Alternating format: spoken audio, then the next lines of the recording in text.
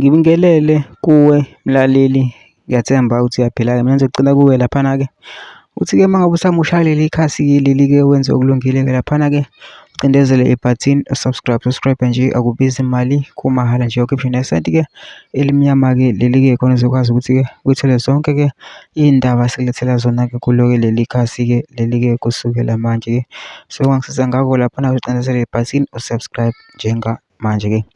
Udaba engilethele lona namhlanje ithi-ke sekuvele-ke insizwa-ke laphana-ke yase-Eastern Cape laphana iveza phela ukuthi ubani ozowina ukhetho, ubani ozoba uNumber 2 laphana-ke ibeka umbono wayo. Kodwa angifuni ukuthi mina wezwa ngami, ngizodlalela-ke le clip uzizwele wena-ke ngawakho amadlebe. Ngizocela kuwe mina ukuthi-ke masulalelile-ke le clip-ke ukuthi-ke ungene laphana-ke kuma-comment section-ke ufike ubhale laphana-ke ushiye umbono wakho, ucabangani-ke ngalo-ke lolu daba-ke lolu-ke masicinezele nebhathini subscribe nje, akubizi mali, kumahhala nje. Ukhiphe nesenti-ke elimnyama-ke leli-ke. Nayo-ke le clip-ke awuyithokozele.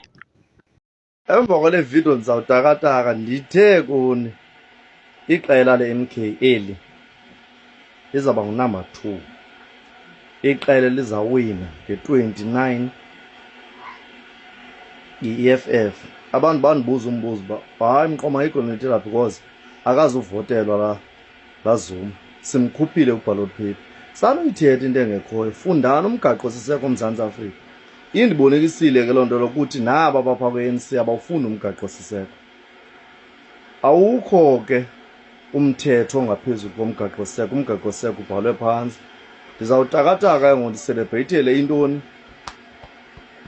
uba itheni ewinile umongameli wayo ukuthi uzawuba khona ku-ballot paper, abantu bahlabe entlokweni katata uZuma. Futhi hayi shem, nifanele ANC umoyika la tata, ipolitiki uyayazi and akazunibetha, uzawuba ngathi ukhuphe ihagu egadini.